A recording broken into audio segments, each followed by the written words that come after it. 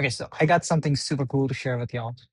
I've been working on this for some time, and this somehow, it's finally working. And I think I really wanted to show this. It's super fucking cool. So here it goes. All right, I'm on a Git repository. This is the repository right here. It's called Hackflow. Um, what it does is what I'm about to show you. I'm still developing it, and so you see, I've done something really dumb. I put that boom boom up on top, and I want to remove it. Okay, dumb mistake, but my bad. I opened wrong. I'm so excited for this. So, but yeah, we open the README thing. We get rid of this, and that's it. I made a change. All right, so I made a change. The change is very simple. It's just a README thing that I changed. All I'm going to do is do git add, and that is it. Nothing else. Now, what I'm going to do here is what I want to show you what this thing is capable of. First things first, what branch am I on? I'm on the main branch. Cool. And that generally is it. So what I'm going to do now is I'm going to say hackflow. Actually, I'm just going to recall that command. I don't want to write it out again. I think, yeah. So I'm going to do hackflow run. I have something called an autoship YAML file, a workflow sort of thing. It has a provider of GitHub, and the owner being my username, my local username, which is that you can see. And then finally, the GitHub repository, Hackflow. That is it. And now this is the Superflex, all right? I'm going to press enter. I'm going to put my keyboard like off my hand, like my hands off my keyboard, okay? And just watch what it does. Like my hands are completely off my keyboard, not touching it. Autoship initiated. It's checking what are the changes I made in my repository. And based on that, it created a branch, a good name for it, docs, readme update. It created a commit message, created the commit. My hands are still up. It pushed the branch up to remote, and it's creating a PR on GitHub automatically. Okay? Still hands up on keyboard. Workflow completed. View your PR. And now I'm just going to click on this. It takes me to my browser here. So what Hackflow is, it's just a CLI tool that sits right in your terminal, and you can actually create you could say workflows in it. It does a lot of stuff that generally you would expect out of any workflow engine. So I'm going to show it to you. We just executed a workflow, right? And let me first show you what actually happened. So I'm going to say Hackflow list, and you'll see. Oops, wrong place. My bad. You'll see right here that a bunch of executions ran. GitHub create PR, Git auto PR. This is something I want to fix. So by the way, think of it as like multi-execution, right? It's a multi-execution engine. To prove you that point, I'm going to show you is I'm going to open that workflow up. The workflows directory. I open it because it kind of needs the tokens. You need to export your tokens, right? And in here, you'll see that there's a shipping directory. And in here, you got our ship.yaml. If you open this guy up, you'll see that it's called create PR upstream, requires four MCPs. Do note, this is not something on the internet. This syntax and this entire YAML is a structure supported by Hackflow, and we are in the Hackflow's own repository. Supports few config schema. Config schema is essentially just a bunch of variables that you can inject into it. Then, hey, we start with phase one. That's analyze changes. We could do something called workflow.run. This is called workflow chaining, in which one workflow can call another workflow. So essentially, this workflow is calling another workflow called git analyze changes, which cool enough is right here. So it's analyze changes. All it does is that it gets the current status, check what is the actual, like what were the actual diffs or the changes that were made. Based on that, it calls AI and tells it that, hey, these are the changes I made. After just one word, the type, just the PR name, right? It wants to get that PR name. And then it generates the summary, stores it into a bunch of variables. And then when all of that is done, it kind of takes that variable, outputs them out. And then this guy kind of uses that as an output in the analysis result. And then we can actually set that for our executions down below. So coming back to this, we got create branch with smart detection. Now here you can create, like it will automatically create a branch for you based on like checking what branch did my previous output actually, or previous result actually gave to me. And based on that, I create that branch, right? this is something I still want to improve because no, actually, you don't need to. I actually fix it. Yeah, I actually fix it. So it does check that if you're already on a branch, I actually fixed it in my previous commit, so I forgot that I actually fixed it. But it does check that if there was a branch already, do we need to create another one? If you don't, then kind of skip it. If we're on the main branch, master branch, or maybe some other branch, I don't know, develop branch, it says here, then should we actually now here? I think I need to change a few things because just imagine, like imagine if someone's called it staging, right? And there could be places that people don't want it to. So possibly you could say there's a like variable called should create branch. If you don't want to create a branch, just pass that variable in, just like we did like before. So what I mean by that is we executed this, just pass in should create branch to be false, and that is it. It kind of gets done with that. Now here, it'll try and create a branch. Either it will use an existing branch, then we will like break it down into global chunks. So you kind of create like it'll automatically generate a commit message for you based on all the changes that you made, and then it finally pushes it to remote, which again is executing another workflow because weirdly enough, Git's own MCP, which is the local Git MCP, does not allow you to push, which is more like a security thing, I assume. But we already have guardrails as well in Hackflow, by the way. There are things that you can mess up, but hey, you gotta make it work. Possibly I'm gonna improve it, so don't take it that way. And then finally, we create a branch. Now, here's the thing: you could be using GitLab or you could be using GitHub. Based on that, it can actually differ. So right now, I was on GitHub, so it used the GitHub's workflow, which is right here. But you could use GitLab, and it will work exactly the same way. It supports GitLab out of the box. The only thing it needs, you need to provide the GitLab project ID because it cannot figure that out. Whatever. But then finally, we create a PR, we push it, we pass in all the things that are needed. So if it's GitHub, we provide all of this. If it's GitLab, we provide all of this.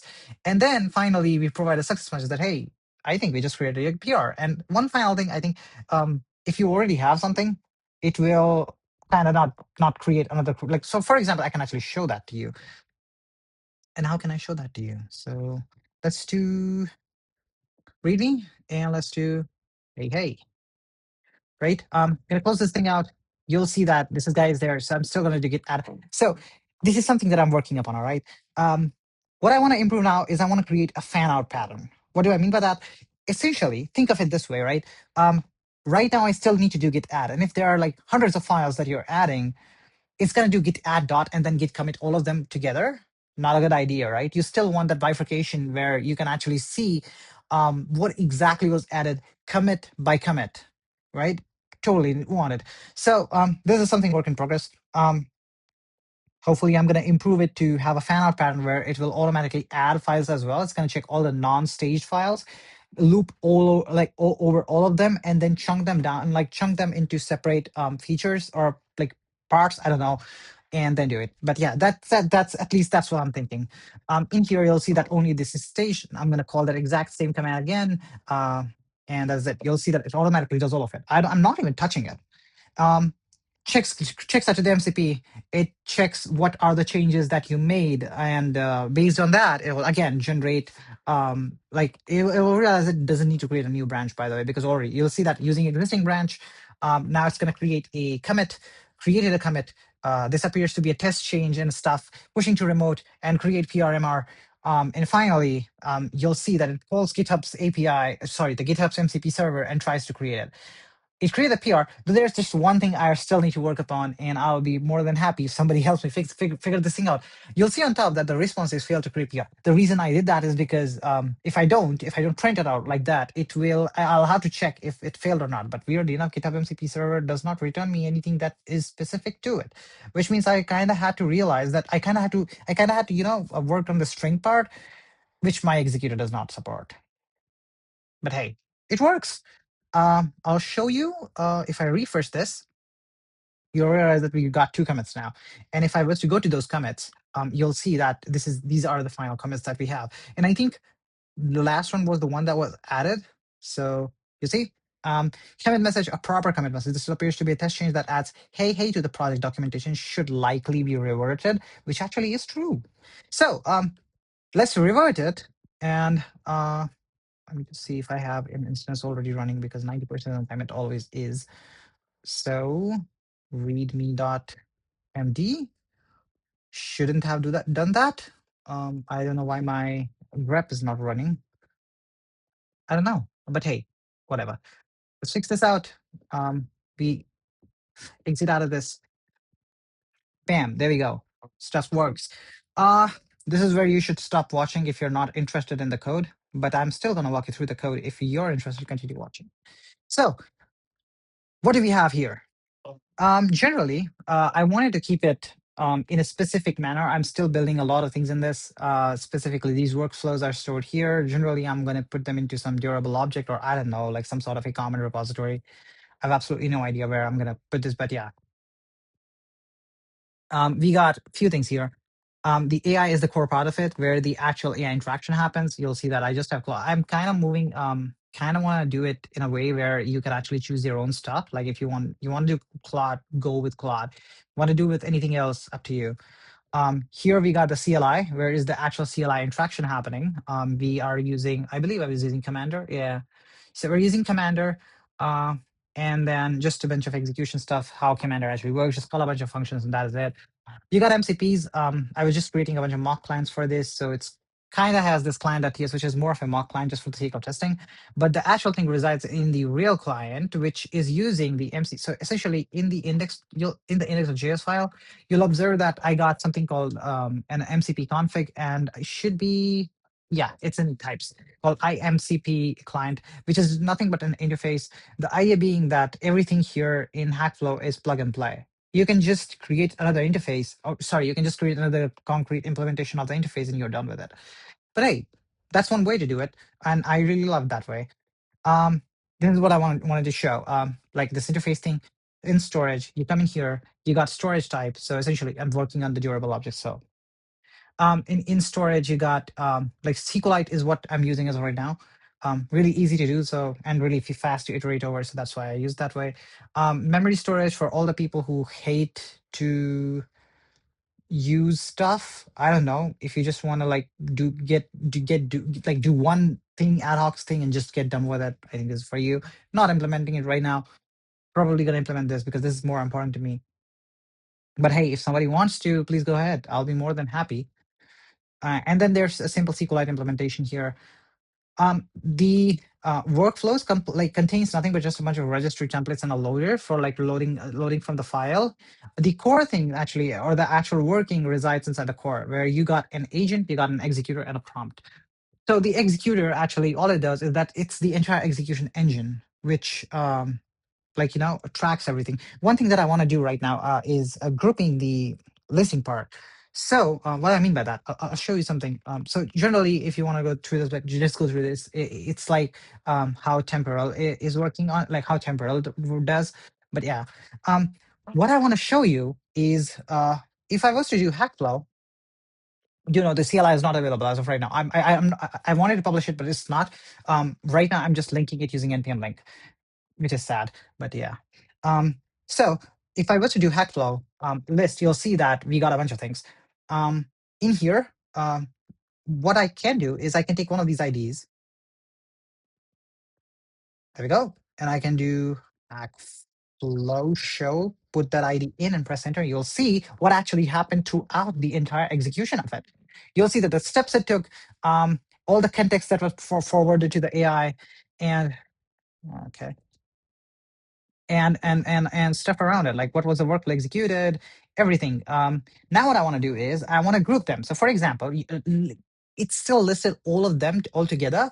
It should not, because all of this stuff should kind of be grouped into one, which would be the shipping workflow, the top level workflow we ran.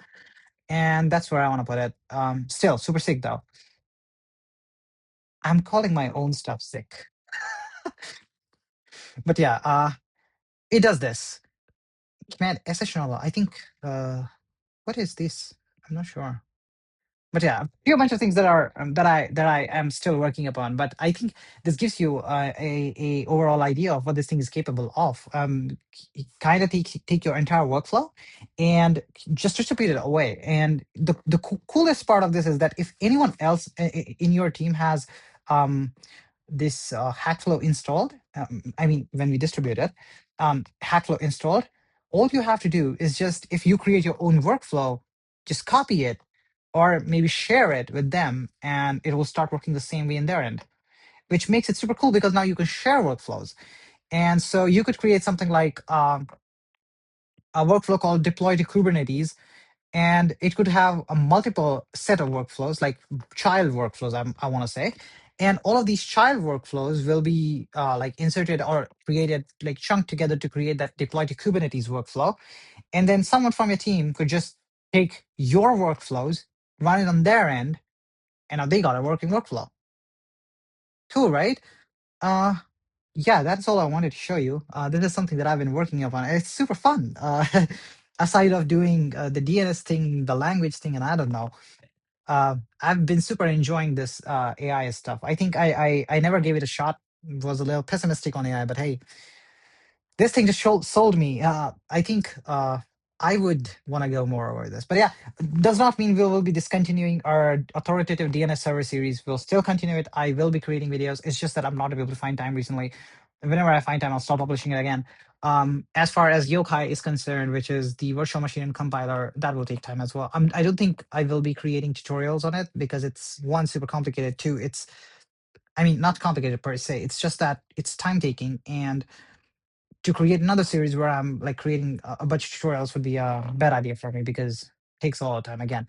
But yeah, that was it. I hope you like it. I hope you do check it out. I hope you use it and create some fun workflows. I would love to see what people can make out of this, and hopefully kind of augment the entire like the entire Hackflow thing itself, because I could have done things wrong. Maybe things could have been written in a better way, or maybe things could have been built in a better way. And I would love if someone who is more experienced could suggest and help me figure things out. But yeah, thank you.